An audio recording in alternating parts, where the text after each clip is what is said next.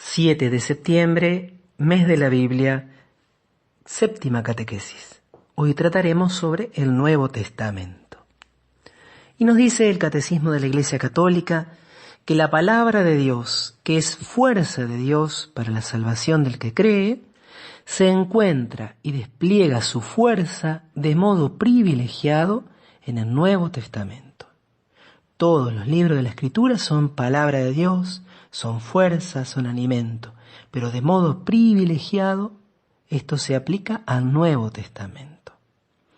Estos escritos del Nuevo Testamento nos ofrecen la verdad definitiva de la revelación divina. Cuando hablamos de la revelación dijimos que esa revelación se fue dando por etapas, que respondía también a una pedagogía, que Dios iba hablando poco a poco y llega a su culmen, a su momento de mayor esplendor en la persona de Cristo. Y en torno a Cristo, a su encarnación, a sus obras, su enseñanza, su pasión y glorificación, así como también a los comienzos de su iglesia, gira el Nuevo Testamento. Por lo tanto, si la plenitud de la revelación se da con Cristo, también entonces estos escritos que la reflejan nos ofrecen la verdad definitiva sobre Dios. Y dentro del Nuevo Testamento, que como ustedes saben, se compone por 4 evangelios, por el libro de los Hechos de los Apóstoles, después tenemos todas las cartas, tanto las de San Pablo como las de otros autores, y por último el libro del Apocalipsis. Dentro de esos libros del Nuevo Testamento ocupan un lugar especialísimo los evangelios. Dice que son el corazón de todas las Escrituras, por ser el testimonio principal de la vida y doctrina de la palabra hecha carne, nuestro Salvador. También vamos a tener reminiscencias de enseñanzas y de acciones de Cristo, incluso vamos a encontrar algunas palabras sueltas de Jesús, algunos hechos como sueltos de Jesús en los Hechos de los Apóstoles y en algunas cartas de San Pablo, pero casi todo está concentrado en los 4 evangelios. Testimonio principal de la vida y doctrina de la palabra hecha carne. ¿Y estos evangelios cómo se formaron? ¿Es acaso que los apóstoles iban escribiendo mientras andaban con Jesús? ¿Es acaso que Jesús mismo iba escribiendo? No se sabe de que Cristo haya escrito, más que cuando, en aquel momento, cuando estaban por apedrear a la mujer adúltera, dice que Jesús, sentado en el suelo, escribía en la tierra con su dedo. Pero no se sabe que Jesús haya escrito otra cosa más que eso que escribió en el suelo. Los evangelios se formaron, esto nos dice el Concilio Vaticano II, en 3 etapas. La primera etapa es la vida y la enseñanza de Jesús. Vamos a ubicar esto temporalmente, sobre todo en su vida pública, desde el año 28, 29 hasta el año 30, 31. La Iglesia mantiene firmemente que los 4 evangelios, cuya historicidad afirma sin vacilar, comunican fielmente lo que Jesús, Hijo de Dios, viviendo entre los hombres, hizo y enseñó realmente para la salvación de ellos, hasta el día en que fue levantado al cielo.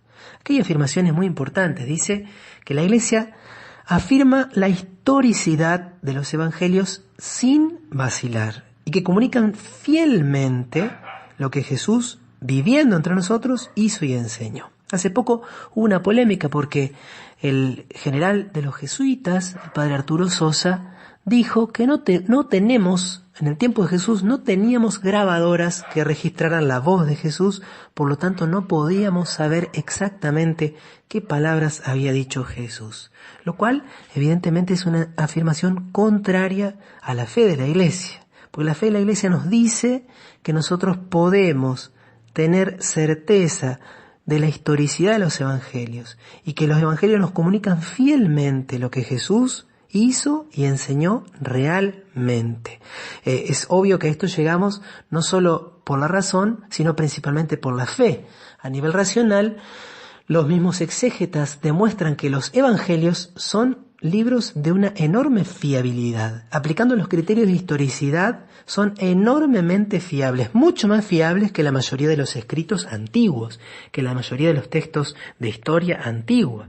pero además llegamos por la fe, que realmente el Espíritu Santo asistió a los autores para que nos llegaran las verdaderas enseñanzas de Jesús. Por lo tanto, no necesitamos grabadoras, no necesitamos ningún recurso técnico. Nuestra fe está fundada en esta presencia del Espíritu Santo que asistió a los autores, que guió la tradición de la Iglesia. El segundo momento, la segunda etapa en la composición de los evangelios es la tradición oral. Jesús vivió, Jesús enseñó, Jesús curó, Jesús comió con los pecadores, Jesús murió, Jesús resucitó, y eso se transmitió, lo transmitieron los apóstoles ciertamente predicando, diciendo, contando todo lo que él había dicho y obrado, con la crecida inteligencia que gozaban después de la venida del Espíritu de la verdad. O sea, no contaban los apóstoles solo los hechos como los habían vivido en el mismo momento en que ocurrieron, sino crecidos espiritualmente gracias a la experiencia de la Pascua y a la venida del Espíritu en Pentecostés. Y por último, los autores sagrados, en la tercera etapa, escribieron los 4 evangelios escogiendo algunas cosas de las muchas que ya se transmitían de palabra. Cuando lees la introducción de Lucas, o sobre todo el final del evangelio de Juan, dice Juan, si quisiera escribir todo, no alcanzarían los libros de la tierra. Y dice también Lucas que él, de acuerdo a los testimonios que recibió de los testigos oculares y también servidores de la palabra, va a realizar un relato ordenado y que muchos otros ya intentaron hacerlo. Entonces, los autores sagrados de los evangelios escogieron algunas cosas de las muchas que se transmitían de palabra por escrito. También aquí el concilio da a entender que puede ser que existiera una fuente intermedia. Entre los biblistas se habla algunas veces de la fuente Q, que es un texto previo a la composición de los evangelios que probablemente Marcos y quizá también Mateo y Lucas tuvieron delante al componer los suyos. Pero también estos escritores sagrados sintetizaron otras, por eso vamos a encontrar diferentes versiones, a veces de las parábolas. Puede ser porque Jesús las pronunció más de una vez, o puede ser porque algunas veces los autores quisieron sintetizar, o explicándolas atendiendo a la situación de las iglesias. No es lo mismo el Evangelio de Marcos, que escribe a paganos, que el Evangelio de Mateo, que escribe a procedentes del judaísmo. Por eso Marcos explica algunas costumbres que los demás, que en este caso Mateo no precisa explicar porque le escribe a judeocristianos. Y todos conservan por fin la forma de proclamación, de manera que siempre nos comunicaban la verdad sincera acerca de Jesús. Forma de proclamación, lo que buscan es convencer, es llevar a la fe. El Evangelio cuadriforme ocupa en la Iglesia un lugar único. De ello dan testimonio la veneración que lo rodea la liturgia y el atractivo incomparable que ha ejercido en todo tiempo sobre los santos. Pensá, por ejemplo, que cuando se proclama la palabra de Dios en una catedral, en una liturgia solemne, no se utiliza el mismo libro, sino que el libro de los evangelios, el evangeliario, es entrado en procesión desde el inicio de la celebración eucarística y luego llevado en procesión hacia el ambón, es incensado, y luego el obispo da la bendición con el evangeliario. De esa manera en la liturgia se refleja la veneración y el lugar único que tienen los 4 evangelios. Y los santos nos dan testimonios bellísimos de este amor. Aquí hay 2 testimonios que trae el catecismo con esta peculiar metodología de traernos siempre testimonios de los santos. Dice Santa Cesarea Joven, no hay ninguna doctrina que sea mejor, más preciosa y más espléndida que el texto del Evangelio.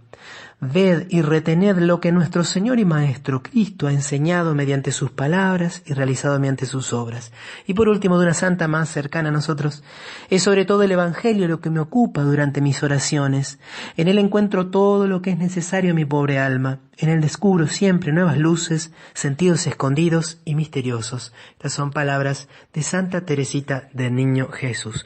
Retén entonces las 3 etapas de formación de los evangelios: la vida y la enseñanza de Jesús, en segundo lugar la tradición oral y en tercer lugar los evangelios escritos. No dudamos, sin vacilar afirmamos la historicidad de los evangelios, teniendo la certeza de que nos comunican la verdad sincera acerca de Jesús.